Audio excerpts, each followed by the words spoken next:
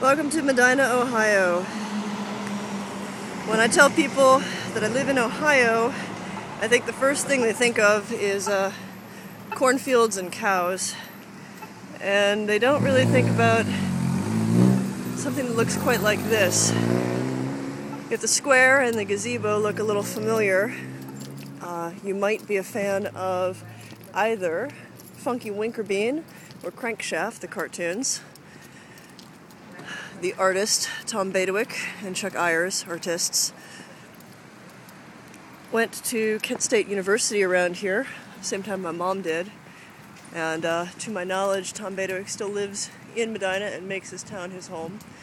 And the cartoons are set here.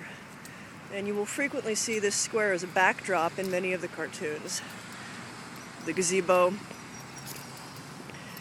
and just the general architecture of the old Victorian buildings. I remember coming down here with my mom when I was a kid. I was maybe 3 or 4. It was before my last heart surgery, so I was under 4.5. I remember laying in the grass, eating mint royals, which they don't make anymore, and staring up through the leaves of the trees at the sky while she met with and hung out with one of her artist friends. My mom, as a student at Kent State, knew a number of artists, sculptors, painters, hippies all, and they had a interesting culture that I got exposed to. Say hello, Jackie. The architecture here is really gorgeous, and northern Ohio, both northeast and northwest, is dotted with little towns like this, with these little gazebos and the old-style Victorian architecture. Here's the courthouse, and I'm going to walk around, and you can see the old courthouse. The old courthouse is really quite a building. It's very spooky looking at night.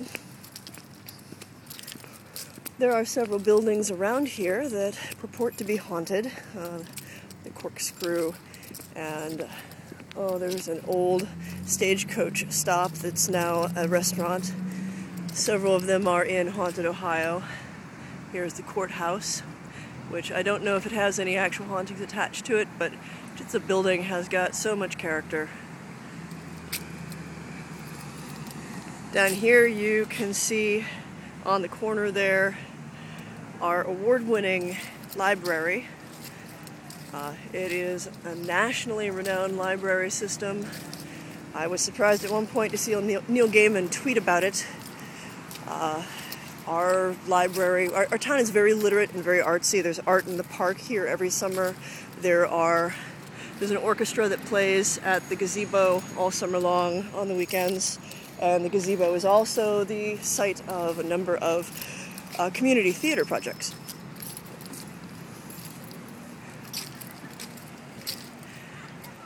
Like I said, a lot of people think Ohio and they think, backwoods country, a lot of country yokels, farms, and maybe they don't realize, especially off of Lake Erie, that there are all these old Victorian villages,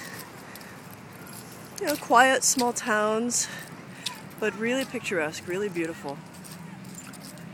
And this is where I call home. When I travel, this is where I like to come home to. I've had a lot of people ask me why I don't want to live in LA or New York or even New Orleans. And there's something about a small town like this. If you grew up with this, you want to come back to it. It's quiet and it's homey. People are very friendly. It's not as conservative as you would think. It is certainly more conservative than, say, New York or LA. Somebody like myself really does stick out, and yet less so these days.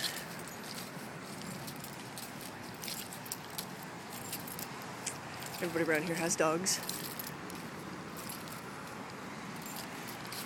And let's see.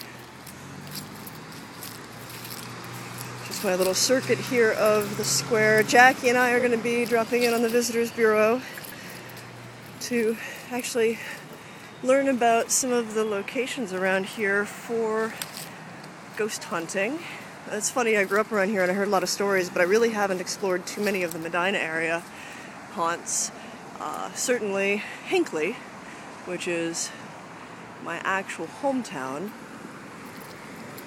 Hinckley Library and the Witch's Ball, and then between Medina and Hinckley is a town called Brunswick, and Brunswick has Crybaby Bridge and Abbeville Road, and mostly a lot of local legends that the teens in the area will take their girlfriends to in order to scare them. Few of them have a whole lot of rooting. In fact, honestly, the Witch's Ball is this big spherical monument that purportedly a witch is buried underneath, and she and her sisters cast spells and all this crazy stuff. And of course the actual tombstone is a memorial for a man and has very little to do with witchery of any sort. But this is where I come back to. And so I think I will let you all enjoy the fall colors and maybe give us an introduction to the place that you call home. What's its character? What part of it brings you back?